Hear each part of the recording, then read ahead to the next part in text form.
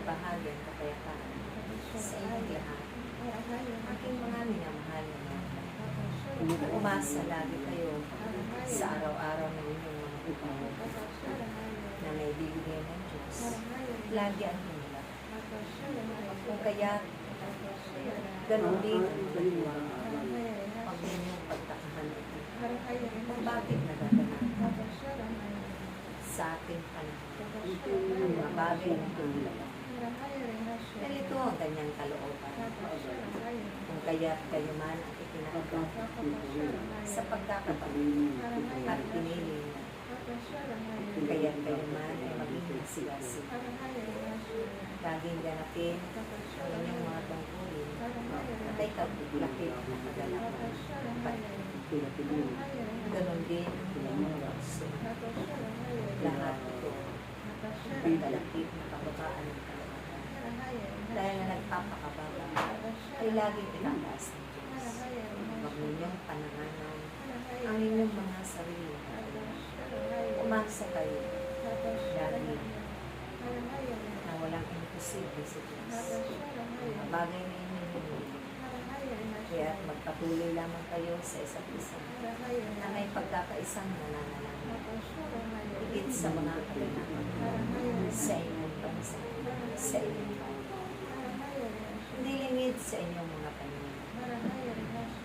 Ganun din sa iba't ibang lugar bansang karatig nito. Dahil ito ang panahon ng lahat. Ito ang panahon na nararapat kayo na mandurughan ng Diyos ay laging handa sa lahat ng oras. Maging matalino kayo aking tulad ng anas. At kayo ay magpapay sa pagtutulak.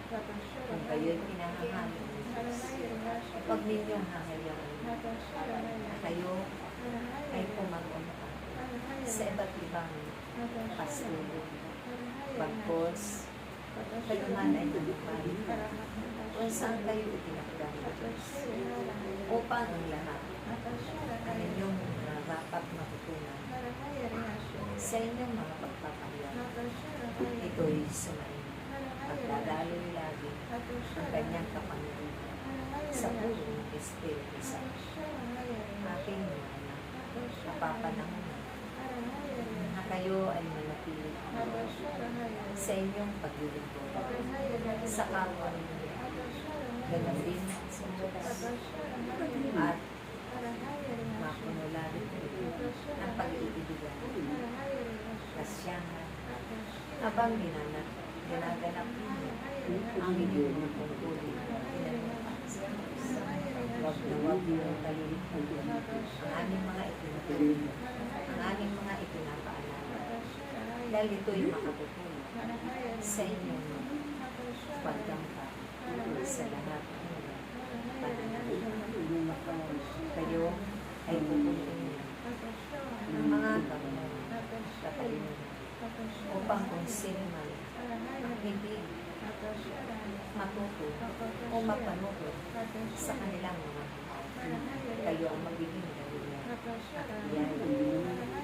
Kayo ang maging liwanag at ang taglay-taglay ninyong ilaman ay naway hindi maubusan ng liwanag. Bagkos na ito'y magliliwanag hanggang sa sulok ng bawat upang makandawan ang liwanag na ang inyong mga kapwa na nagdirog sa palagay. Kaya, huwag ninyong ikabigay ang inyong mga pagkukulit, ang inyong mga pag-aaway, ang inyong pagsasalita sa iba't ibang wika.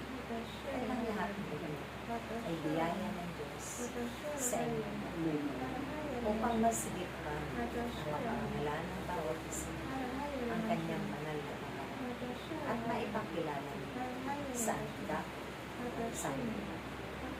O ang inyong Panginoong Jesucristo, ganapin ninyo ang nararapat sa abot ng inyong makakaya upang madaanan ang aking tweet patungo doon sa buhay.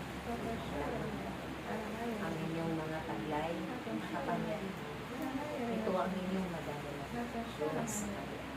At ito naman ang gagamitin dito sa mundo upang may tabuin ng bawat isa ang mga salo, mga tradisyon, at iba't ibang mga magagawa na hindi pinilitan sa ngalan ng Ama, ng Anak, ng Espiritu Santo. Amen. Praise God.